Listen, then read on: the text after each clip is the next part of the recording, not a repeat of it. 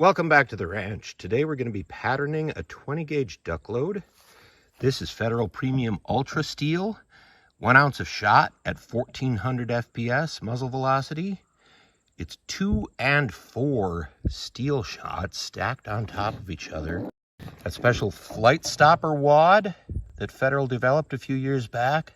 It's supposed to be able to use just about any choke, but an ounce of number 2 steel leads to a pretty thin pattern at 40 yards, which is typical for ducks. That's why I used to use a 12 gauge. But been some advances in technology of late.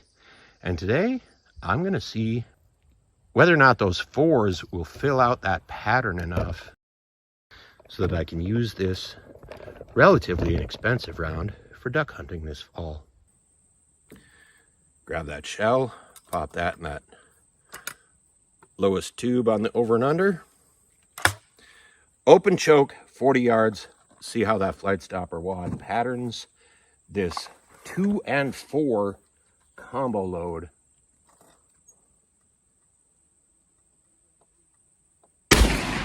Yeah, that's pretty nice. That's not as bad as 12 gauge. I got it nice and cinched up in the pocket of my shoulder. Let's go take a look. Now, this test board, the paper is 30 inches wide. Ideally, you want to take a circle from the center of the pattern and draw a circle around the most number of pellets you can to test the percent. But here I've got a little bit of cardboard on the sides. There's one over here. They mostly went, well, they found that's a pretty open pattern. It's a little bottom heavy, I would say. Which is not what I was aiming for. You can see the pattern pretty well. I'm not sure I can tell the size difference between the 2s and 4s when they're converted to two-dimensional holes in a piece of paper. But I'm not completely comfortable with how thick that pattern is. That's not a gloriously tight pattern at all.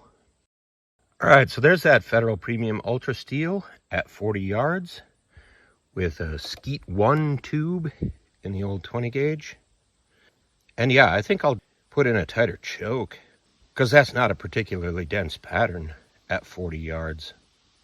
I've set up a second pattern board and I'm gonna try the improved cylinder tube of the top barrel with this 2s/4s Federal Premium UltraSteel. Switch that to the top tube, safety off.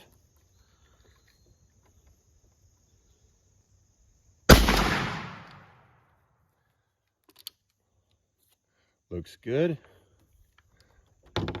Let's go check out that pattern. Immediately, I see improvement in that pattern.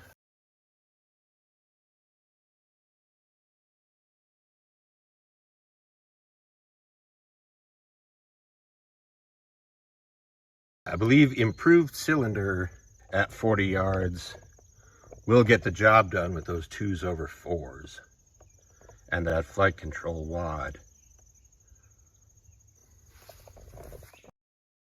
Kind of interesting what these flight control wads look like after they're shot.